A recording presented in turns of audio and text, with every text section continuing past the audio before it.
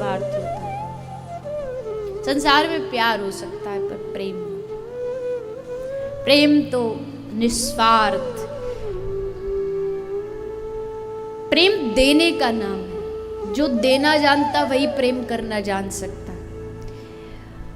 अजीब, हम कहते हैं कि हम जिससे प्रेम करते हो हमारे नजदीक रहे, क्योंकि उससे हमें सुख मिलेगा, ये हमारा प्रेम है। लेकिन सच्चा प्रेम गोपी करती है। गोपी कहती है उद्धव से, हे उद्धव, कृष्ण को जाके कहो अगर उसको हमसे दूर रहने में आनंद है तो हम रोते रोते प्राण भी हमारे निकल जाए तब भी उसको कहना यहाँ वापस ना आए। उसको अगर हमसे दूरी में सुख मिलता है तो वो दूर रहे। मेरे रोने से तुमको जो आए हंसी, तो मैं रो रो के तुमको हंसाया करूं। मेरे अश्रों से अगर तुमको खुशी मिलती, प्रसन्नता मिलती है, तो मैं सारा जीवन रोने को तैयार हूं। लेकिन तुम खुश रहो, तुम प्रसन्न रहो। ये ब्रज का प्रेम है। बड़ा निराला टेढ़ा प्रेम है ब्रज का। एक पूज्य पाद श्री राधा बाबा जी हमारे वैष्णव समाज के शिरमोर है। पूज्य पाद बाबा जी की वाणी में, उनकी जो वास्तविक वाणी है उसमें मैंने प्रसंग सुना।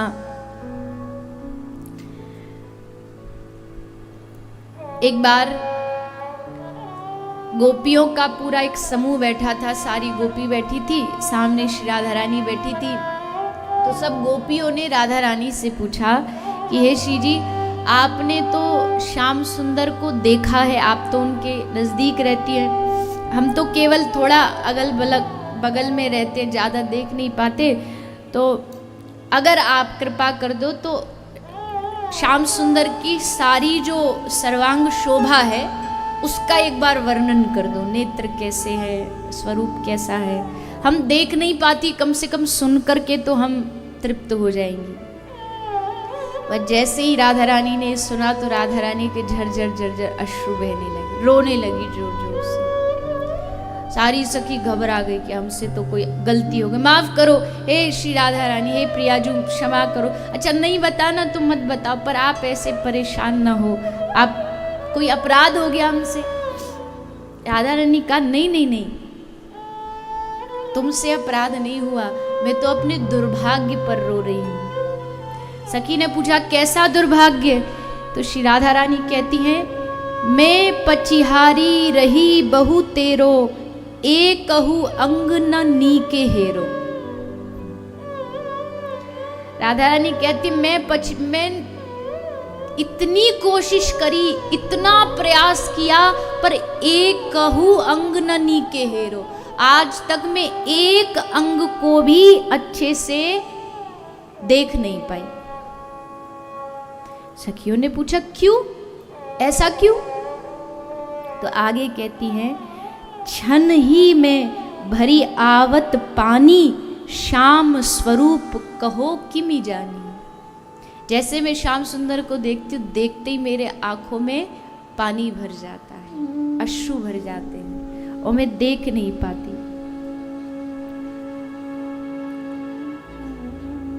गोपी कहती है फिर कि हे राधा रानी, एक काम करो, दिल को थोड़ा कठोर कर लिया करो, हृदय को थोड़ा कठोर, हिम्मत करके कठोर कर लो। तो श्री जी कहती है वो भी मैंने कर लिया, वो भी मैंने कोशिश करके देख ली, लेकिन क्षण क्षण में शोभा पलटावे को सखी कहो कैसे उड़ावे। क्षण क्षण, हर क्षण जब उसे देखती हूँ, हर अगले क्षण उसका स्वरूप एकदम बदला बदला नजर आता है, हर क्षण बदल जाता है, क्षण क्षण में शोभा पलटावे। बताओ कैसे बता सकती हूँ? गोपी कहती है एक बार हिम्मत करके हृदय में भर लो, गागर में सागर को भर लो। तो राधा रानी कहती है चलो ठीक है, मैं ये भी कर लूं। अगली समस्या क्या है? अगली समस्या बड़ी सुंदर है। अगली समस्या है नयन दो छवि अमित अगाधा। नैन केवल दो है और छवि अमित अगाधा, अथाह प्रेम का समुद्र और नैन केवल 2, उसमें भी नयन दो छवि अमित अगाधा, ता पर पलक करती हैं बाधा।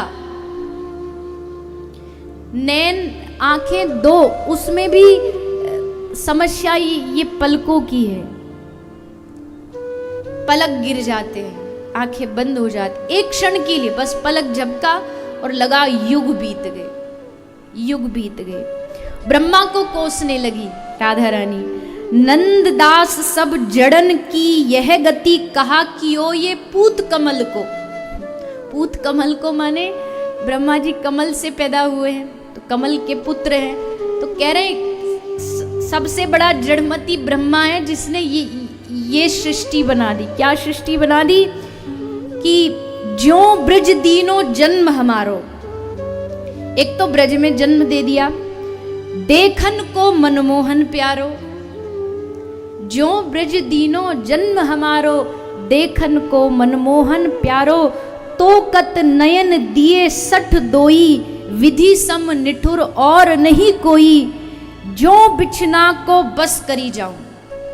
अब राधा रानी अगली लाइन में क्या कहती है?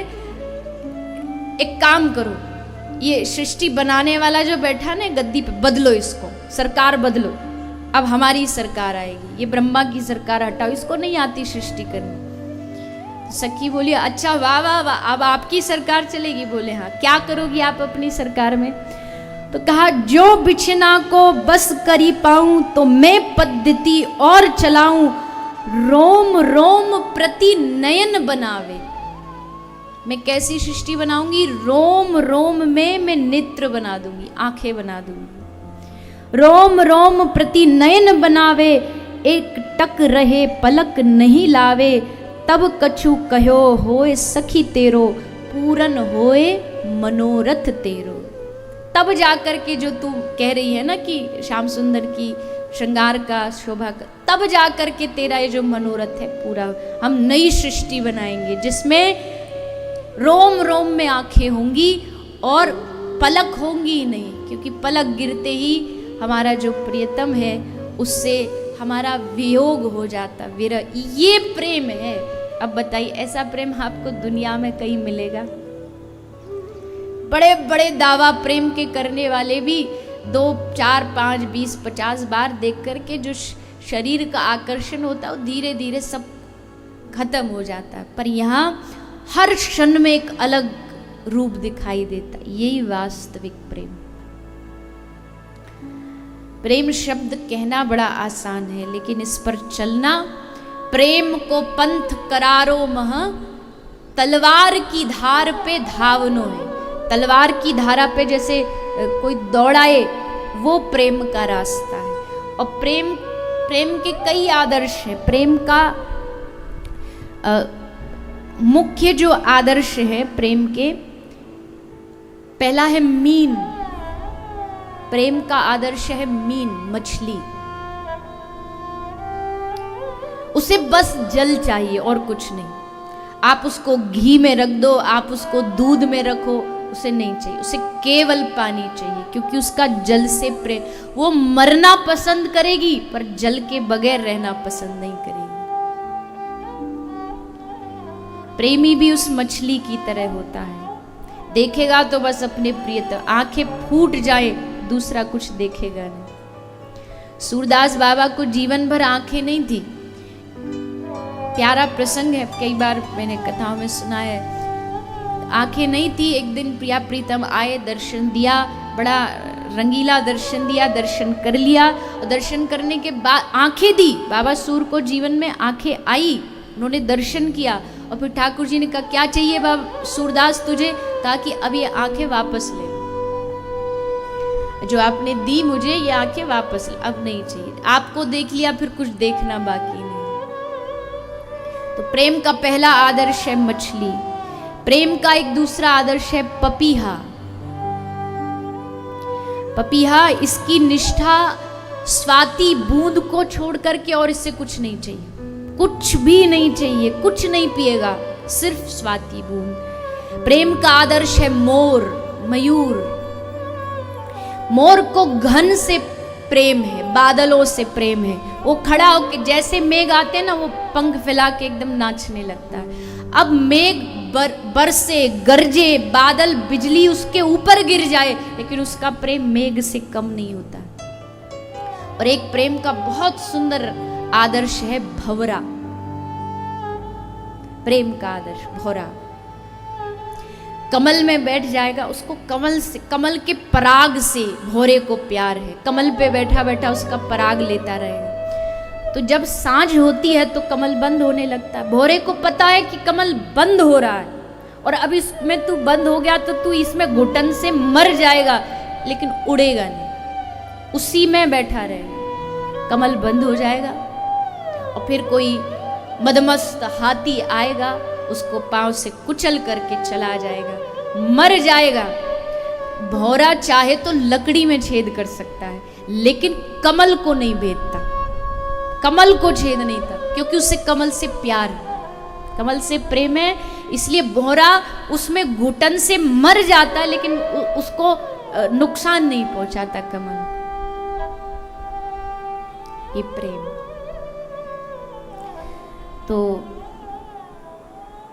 प्रेम की विचित्र गति है। आज तक कितने लाखों लाखों प्रेमियों ने प्रेम की परिभाषा गाई, पर ये परिभाषाओं से समझ नहीं आता। अब मैं आपसे कहूँ रसगुल्ला कितना मीठा होता है, इसको लिख के बताओ,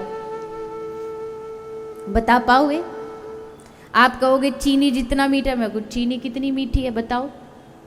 आप कहो गुड़ जितनी, गुड़ कितना मीठा बताओ। रसगुल्ले की कोई मिठास की डेफिनेशन नहीं। रसगुल्ला कितना मीठा ये तो तभी पता चल सकता जब एक उठाओ और मुंह में डालो, तब पता लगेगा कि रसगुल्ला कितना मीठा है। ये व्याख्याओं का मोहताज नहीं। प्रेम भी व्याख्याओं से बस पता चल सकता है कि हाँ प्रेम मुश्किल है, कठिन है, ये है वो, लेकिन प्रेम समझ में तभी आएगा जब उसका कोई अनुभव करेगा।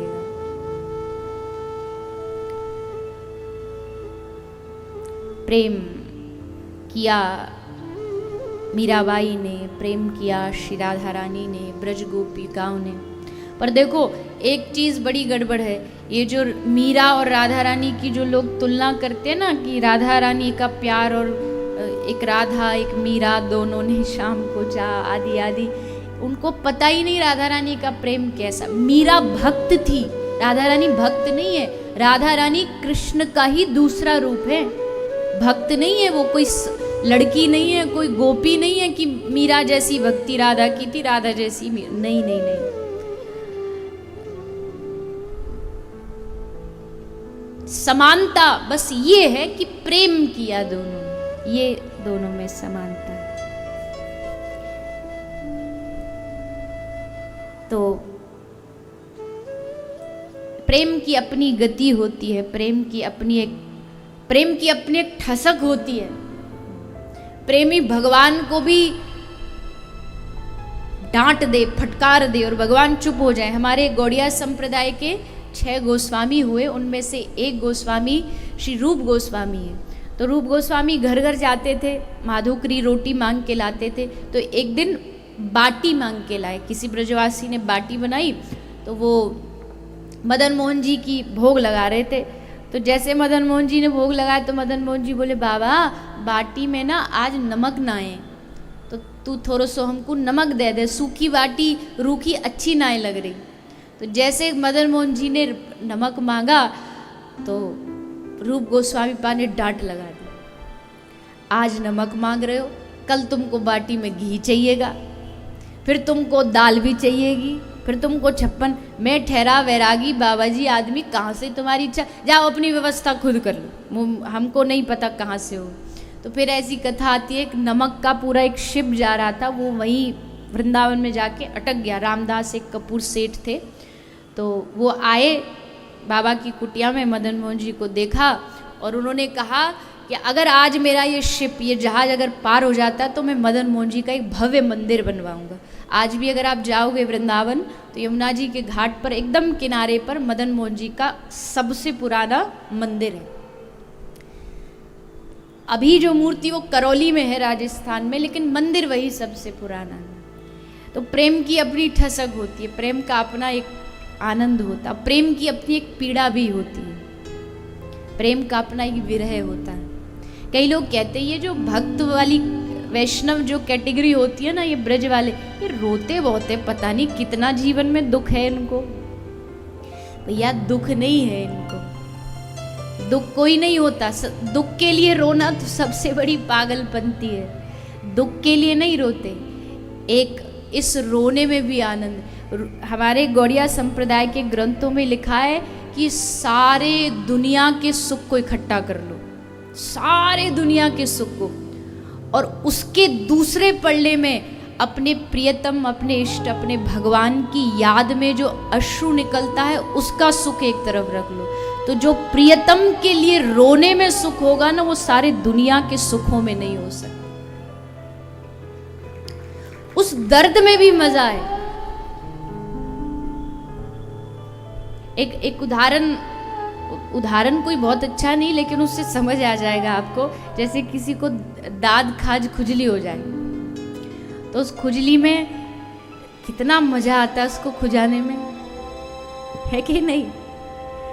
लेकिन उससे दर्द भी होता है, पीड़ा भी होती है, डॉक्टर भी कहता है नहीं इसको, लेकिन उसमें खूब खूब अच्छा लगता है, मन करता है कि हाँ खुजाए जाए, खुजाए जाए। ठीक वैसे ही प्रेम में पीड़ा है, लेकिन उस पीड़ा का अपना आनंद, उसका अपना ही मजा है। हमारे ब्रज के एक बाबा थे, बहुत समय नहीं हुआ उनको, अभी कुछ ही समय हुआ है। मदन टेर एक जगह है वृंदावन में। वो बाबा राधा कृष्ण प्रिया प्रीतम के लिए रोते रोते अंधे हो गए, आंखें चली गई रोते रोते, इतना रोते थे, इतना रोते थे। और एक दिन तो जब खूब रोए, चीख चीख के रोए, तो राधा रानी से रुका नहीं गया, और रूप बदल के एक कन्या का रूप बना के आ गई। बाबा को बोली, बाबा ओ बाबा काय को रो रहे हो तू? अरे बाबा तेरी का भैंस खो गई है जो तू रो रहे हो। तो बाबा हंसने लगे, अरे भोली लाली, मेरी भैंस में मेरी कहाँ ते भैंस आई? तो राधा रानी बोली, अच्छो अच्छो, तो मोह लगे तेरी बहू खो गई है। बाबा फिर हंसे, अरे बावरी, मैं बाबा जी ठहरो सन्यासी, सन्यासीन की कहूँ बहू होए करें का? तो कहाँ खोगो तू, काय को रो रहे हो? सोनो खोगो, चांदी खोगी, कहाँ खो गए हो तेरो? तो बाबा रोते रोते बोले, लाली मेरो खोयो ना है कछु। तो राधा रानी के, अच्छो तो तू कई अपने को ढूंढ रहे हो? बोले हाँ, मैं कई अपने, मेरे अपने हैं और उनने मुँह को बिसार दियो, भुला दियो। कौन है तेरा? बोले एक है मेरी स्वामिनी राधा रानी। मैंने तो सुनी ब्रज में आके बड़ी जल्दी राजी है जाए, पर मोह लगे कन्हैया के संग रहती रहती वो भी कन्हैया को रंगवा पे चढ़ गए, वो भी निष्ठुर रह गई है। हमने सुनी बड़ी दयामयी कृपामयी, पर लगे गलत को संग कर लियो वाने, वह कारे कन्हैया को संग कर लियो, या हमारे वाह को दिल भी पत्थर को है गयो।